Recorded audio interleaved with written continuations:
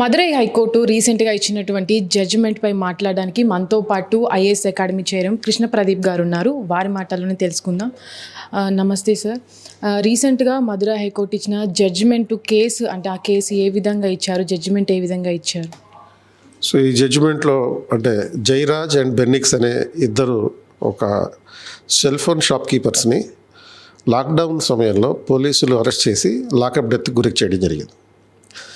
And ఈ నేపథ్యంలో ఆ కేసుకు సంబంధించినటువంటి విచారణ 6 సంవత్సరాల తర్వాత పూర్తయిన నేపథ్యంలో మొత్తం 9 మంది పోలీసులకి ఇంక్లూడింగ్ సిఐ కానీ, ఎస్ఐలు కానీ, హెడ్ కానిస్టేబుల్స్ కానీ, నార్మల్ కానిస్టేబుల్స్ కానీ 9 మందికి డెత్ పనిష్మెంట్ ఇంపోజ్ చేయడం జరిగిందనమాట. సో ఈ కేసు భారతదేశ చరిత్రలోనే ఒక పోలీస్ స్టేషన్కి సంబంధించినటువంటి అధికారులకి ఇటువంటి డెత్ పనిష్మెంట్ విధించడం అనేటటువంటిది 80 సంవత్సరాలు 80 సంవత్సరాల స్వతంత్ర భారతదేశ చరిత్రలో మొదటిసారి అని చెప్పచ్చు. అయితే ఇప్పటి వరకు ఆ కేసులో చూసుకున్నట్లయితే 9 మందికి మరణశిక్ష విధించింది కోర్టు. వాళ్ళు సుప్రీంకోర్టుకి మళ్ళీ అప్పీల్కి వెళ్ళే అవకాశం ఏమైనా ఉంటుంది? సో డెఫినెట్గా సుప్రీంకోర్టుకి అప్పీల్ చేసుకుంటారు.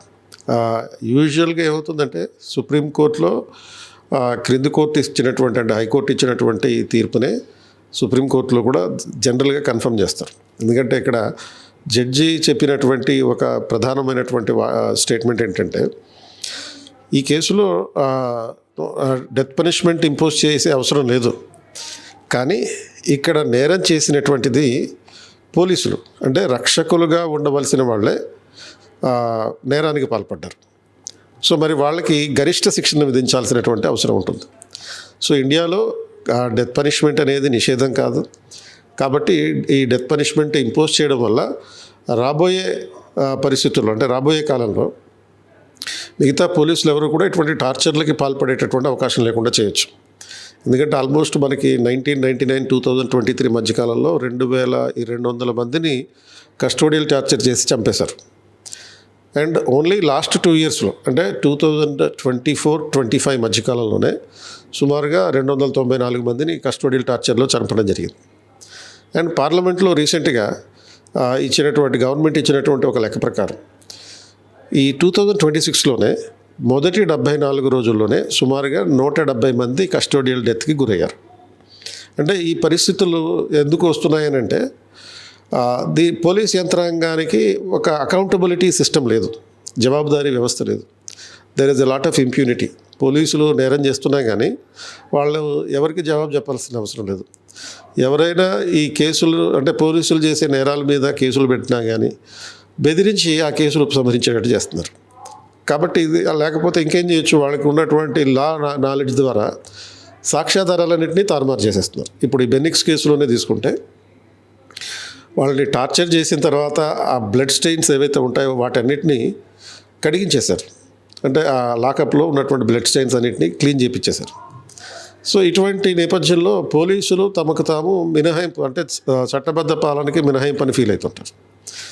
ఇలాంటి జడ్జిమెంట్స్ రావడం వల్ల ప్రజల్లో జ్యుడిషియరీ మీద ఒకవైపు నమ్మకం పెరిగేటటువంటి అవకాశం ఉంటుందన్నమాట.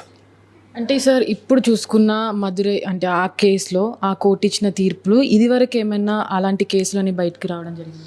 సో గతంలో కూడా కొన్ని కేసులు ఉన్నాయి. కాకపోతే డెత్ పనిష్మెంట్ విధించినటువంటి పరిస్థితులు అయితే ఎంతమందికి 9 మందికి డెత్ పనిష్మెంట్లు అయితే విధించినటువంటి పరిస్థితి లేవు.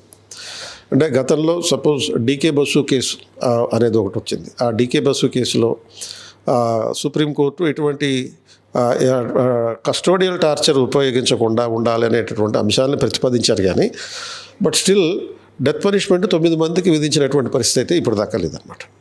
అంటే ఇప్పటి వరకు మనం చూసుకున్నట్లయితే అటు న్యాయ వ్యవస్థ అనేది 9 మందికి పోలీసులకి, ఇది పోలీస్ వ్యవస్థకు కూడా ఒక మచ్చ అనుకోవచ్చు. అంటే ఈ కేసును మనం ఏ విధంగా చూడాలి? సో ఈ కేసు స్పెసిఫిసిటీ ఏంటి అంటే అసలు పూర్తిగా ఎటువంటి నేరం చేయనటువంటి వాళ్ళని నేరస్తులుగా వాళ్ళ మీద ఒక ప్రతీకార ద్వేషంతో చేసినటువంటి ఒక కేసు. అంటే ఈ కేసు బ్యాక్గ్రౌండ్కి వెళ్తే ఈ ఇష్యూ ఏంటి అంటే 2020లో లాక్డౌన్ విధించిన తర్వాత, ఫుల్ లాక్డౌన్ విధించిన తర్వాత కొంచెం లాక్డౌన్ రూల్స్ రిలాక్సేషన్ చేసి షాపులు నైట్ 9 గంటల వరకు ఓపెన్ చేసుకునేటట్టుగా అవకాశం ఇచ్చింది గవర్నమెంట్. అయితే ఈ నేపథ్యంలో ఒక సెల్ ఫోన్ షాప్ దగ్గరికి ఒక కానిస్టేబుల్ వెళ్ళి మా ఎస్ఐ గారు ఒక సెల్ ఫోన్ అడుగుతున్నారు, ఒక మంచి సెల్ ఫోన్ ఉంటే చూపించండి అని అడిగారు. అడిగినప్పుడు ఆ షాప్ కీపర్ ఒక సెల్ ఫోన్ చూపించాడు, దాని కాస్ట్ 10,000. అండ్ ఆ కానిస్టేబుల్ ఆ ఫోన్ తీసుకుని వెళ్ళిపోతుంటే అంటే డబ్బులు కట్టకుండా వెళ్ళడానికి నువ్వెవడివి అని చెప్పి కొంచెం షాప్ కీపర్ ఈ పోలీస్ కానిస్టేబుల్తో గొడవలు పెట్టుకున్నాడు. దానికి ఆ విషయం వెళ్ళి ఎస్ఐతో చెప్పడం, అంటే ఎస్ఐ సిఐకి చెప్పడం. ఇంకా వాళ్ళు మొత్తం పోలీస్ స్టేషన్లో ఉన్న వాళ్ళందరూ కలిసి మా మీదనే మీరు ఈ రకంగా చేస్తారా, మాకే మీరు ఎవరా అని చెప్పి వాళ్ళు ప్లాన్డ్గా ఏం చేశారంటే కరెక్ట్గా 8 గంటల టైంకి మొత్తం పోలీస్ స్టేషన్లో ఉన్న వాళ్ళందరూ కలిసి ఆ షాప్ దగ్గరికి వెళ్ళి ఇద్దరు పోలీసులు మఫ్టీలో కస్టమర్ల రూపంలో ఆ షాప్ కీపర్ దగ్గరికి కరెక్ట్గా 8:50 వెళ్ళి 8:50 దాటిన తర్వాత కూడా సెల్ ఫోన్లో బేరమాడడం కంటిన్యూ చేశారు. అండ్ ఈ నేపథ్యంలో 9 దాటేసింది. కరెక్ట్ టైం చూసుకొని 9 దాటిన వెంటనే ఈ పోలీసులు అందరూ వెళ్ళి ఆ షాప్ కీపర్ని అరెస్ట్ చేశారు. అరెస్ట్ చేసిన తర్వాత మా తండ్రిని ఎందుకు అరెస్ట్ చేస్తారని చెప్పి కొడుకు కూడా వెళ్ళాడు. ఇద్దరిని కలిపి కస్టడీలో పెట్టి రాత్రంతా చిత్రహింసలు పెట్టి, అంటే జడ్జి గారు చెప్పినట్టుగానే దిగంబరంగా తండ్రి కొడుకులు ఇద్దరిని దిగంబరంగా ఎదురెదురుగా నిలబెట్టి రాత్రంతా టార్చర్ పెట్టి ఆ రకంగా హింసించడం కారణంగా 3 రోజుల తర్వాత జ్యుడిషియల్ కస్టడీలో ఉండగా చనిపోయారు అన్నమాట. అంటే ఇప్పటి వరకు కోవిడ్ టైం అంటే 2020 ఆ సమయంలో వాళ్ళు చనిపోవడం జరిగింది. అది అంటే ఈ కాలంలో కూడా ఇంకా కస్టోడియల్ డెత్స్ అనేవి జరుగుతున్నాయా సార్? సో మొదటి 74 రోజుల్లో పార్లమెంట్లో మన హోంమంత్రి చెప్పినట్టుగా సుమారుగా 170 మంది కస్టోడియల్ డెత్స్ అయినాయి ఓన్లీ మొదటి 74 రోజులు. అంటే ఈ కాలం అనే దాంతో సంబంధం లేదు. ఇక్కడ పోలీసులకి ఇప్పటికీ కూడా ఆ కలోనియల్ లెగసీలో ఉన్నటువంటి అంటే వలస పాలన అవశేషాలు అనేవి కొనసాగుతూనే ఉన్నాయి.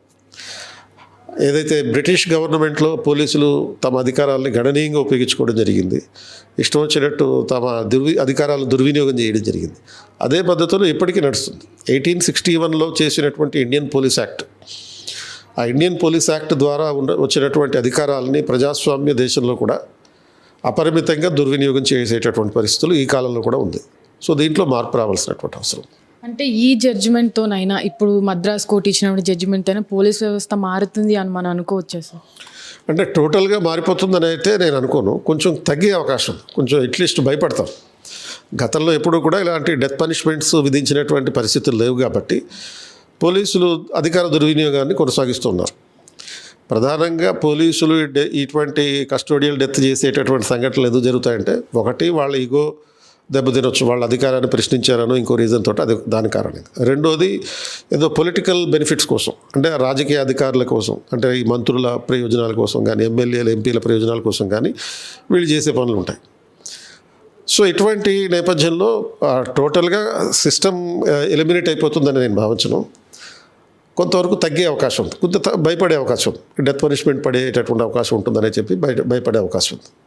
మెయిన్గా సార్ మనం చూసుకున్నట్లయితే ఈ లాకప్ డెత్ కేసులు అనేవి చాలా వరకు తక్కువ, అంటే తక్కువ క్యాస్ట్లో ఉన్నవారు కావచ్చు, కొంచెం ఫైనాన్షియల్గా తక్కువ ఉన్న వారిపైనే ఇలాంటివి పోలీసులు చేస్తూ ఉంటారు.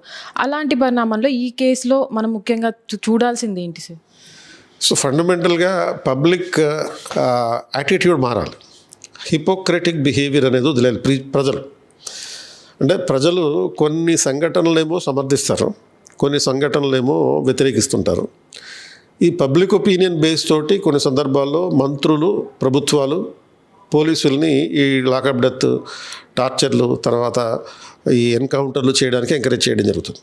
అంటే ఉదాహరణకి మనకి దిశ మర్డర్ కేసులో 4 నిందితులు ఎవరైతే ఉన్నారో వాళ్ళని పోలీసులు ఎన్కౌంటర్ చేసినప్పుడు సజ్జనార్ గారికి పూలతో సత్కారం చేశారు. మరి అదే సందర్భంలో ఈ బెనిక్స్ జయరాజ్ కేసులో ఇదే ప్రజలు ఏ నోటితో అయితే మన సజ్జనార్ గారిని పొగడడం జరిగిందో ఈ కేసులో పోలీసులు విమర్శించడం జరుగుతుంది. ఇష్యూ రెండింటిలోనూ ఒకటే, రెండింటిలోనూ పోలీసులు నేరం చేశారు, కానీ ఒకదాన్ని సమర్థించడం, ఇంకో దాన్ని వ్యతిరేకించడం. ఇప్పుడు అంతెందుకు, మనం రీసెంట్గా ఇప్పుడు ఐబొమ్మ రవి సంఘటన తీసుకుందాం. ఐబొమ్మ రవి దేశ సేవ చేసేవాడు కాదు, ఎవరు దొంగ, ఒక దొంగ అరెస్ట్ చేస్తే ప్రజలందరూ వ్యతిరేకించారు. ఇప్పుడు అదే దొంగ మీ ఇంట్లో జొరపడి మీ ఇంట్లో ఉన్నటువంటి వస్తువుల్ని దొంగతనం చేసుకెళ్ళాడు అనుకోండి, మీరు సమర్థిస్తారా? డెఫినెట్లీ సమర్థించడం. కాబట్టి ఇటువంటి హిపోక్రటిక్ బిహేవియర్ ఫస్ట్ ప్రజలు వదిలేస్తేనే పోలీసులు పబ్లిక్ ఒపీనియన్ ఆధారంగా కాకుండా చట్టాల ప్రకారం పనిచేసేటటువంటి అవకాశం ఉంటుంది. అందులో చూస్తే సార్ చాలా వరకు కూడా అన్ని రాష్ట్రాలలో ఫ్రెండ్లీ పోలీసింగ్ ఉంది అని చెప్తూ ఉంటారు. కానీ ఈ జడ్జిమెంట్ చూసిన తర్వాత సామాన్యులకు కూడా పోలీసుల మీద నమ్మకం అనేది పోతూ ఉంటుంది. ఈ జడ్జిమెంట్ వాళ్ళకి అంటే ఇప్పటి వరకు కూడా మారే అవకాశం ఉందని మీరు అంటున్నారు. కానీ ఇప్పటికైనా మారతారు అనే ఛాన్స్ ఏమైనా ఉందా సార్? ఇప్పుడు ఇటువంటి సంఘటనలు చూసి మనం పోలీస్ వ్యవస్థ మొత్తం రాటనైపోయింది, కుళ్ళిపోయింది అని భావించాల్సిన అవసరం లేదు. ఎందుకంటే పోలీసుల్లో ఒకవైపు ఈ రకమైనటువంటి వ్యవహారం ఉంది, ఇంకోవైపు మంచి నార్మల్గా చట్టం ప్రకారం న్యాయం ప్రకారం పనిచేసే వాళ్ళు కూడా ఉన్నారు. ఇప్పుడు ఇదే కేసులో తీసుకుంటే కనుక 9 మంది నేరం చేశారు. ఆ నేరం నిరూపించడానికి కారణం ఎవరు? ఒక లేడీ కానిస్టేబుల్. అంటే మాకు న్యాయం ప్రకారం ధర్మం ప్రకారం పనులు కూడా జరుగుతున్నాయి కదా. ఇప్పుడు సరిపోదా శనివారం అనే ఒక సినిమా ఉంది. ఆ సినిమాలో సిఐ, ఎస్ఐ, కానిస్టేబుల్స్ అందరూ కలిసి ఒకవైపు ఉంటారు. అంటే ఆల్మోస్ట్ ఈ స్టోరీ లాగానే అందులో పనిచేసే ఆ పోలీస్ స్టేషన్లో పనిచేసే లేడీ కానిస్టేబుల్ మాత్రం ఆ సిఐ చేసే నేరాలని నిరూపించడానికి ముందుకు వస్తుంది. సో అదేవిధంగా దేశవ్యాప్తంగా ఉన్నటువంటి పోలీస్ సిస్టమ్ అంతా నాశనం అయిపోయిందని అనుకోవడానికి లేదు. 2 రకాల పరిస్థితులు ఉన్నాయి. కాబట్టి ఇప్పుడు కావాల్సింది ఏంటంటే పోలీసులకి అటానమీ కావాలి, అంటే రోజువారీ కార్యకలాపాల్లో స్వయం ప్రతిపత్తి కావాలి. అట్ ద సేమ్ టైం ఈ స్వేచ్ఛతో పాటు జవాబుదారీ కూడా ఉండాలి. వాళ్ళు చేసే ప్రతి పనికి వాళ్ళు ఆన్సర్ చెప్పాలి. పోలీసు యంత్రాంగం కానీ మరి ఇతర పాలనా వ్యవస్థ కానీ సమన్యాయ పాలనకి, చట్టబద్ధ పాలనకి మినహాయింపు కాదు అనే విషయాన్ని ఇన్సిస్ట్ చేయాల్సినటువంటి అవసరం ఉంటుంది అనమాట. Okay sir, thank you sir. చూసాం కదా ఇప్పుడు ప్రస్తుతానికి ఏదైతే మద్రాస్ హైకోర్టు ఇచ్చినటువంటి తీర్పులోని వివరాలను మరొక ఎపిసోడ్తో మళ్ళీ కలుద్దాం. హిట్ టీవీ యాప్, ఇందులో short news, live news, entertainment shows, movies, digital magazines తో పాటు మీ జిల్లా వార్తలను కూడా ఫ్రీగా చూడొచ్చు. ఇంకెందుకు ఆలస్యం, వెంటనే హిట్ టీవీ యాప్ ని డౌన్లోడ్ చేసుకుని ఫ్రీగా ఎంటర్టైన్మెంట్ పొందండి. Hit TV app. Hit TV app. Please download hit TV app. Hit TV యాప్ని ఫ్రీగా డౌన్లోడ్ చేసుకొని ఎంజాయ్ చేయండి. మీకు నచ్చిన ఎంటర్టైన్మెంట్ కోసం హిట్ టీవీ యాప్ ని ఫ్రీగా డౌన్లోడ్ చేసుకుని ఎంజాయ్ చేయండి. హిట్ టీవీ యాప్ని డౌన్లోడ్ చేసుకుని ఆస్వాదించండి, ఆశీర్వదించండి. ఇంతమంది సెలబ్రిటీలు హిట్ టీవీ యాప్ ని డౌన్లోడ్ చేసుకోండి అని చెప్తున్నారంటే ఎంత మంచి యాప్ ఆలోచించండి. అమెరికా అమెరికా అమెరికా అమెరికాలో చదవాలనుకునే వాళ్ళకి విశ్వసనీయమైన పేరు మన శౌర్య కన్సల్టెన్సీ. UK లో 1 year masters. UK లో 1 year masters. 2 years work permit up to 5 years visa. Contact Saurya Consultancy. Contact 89851 89851.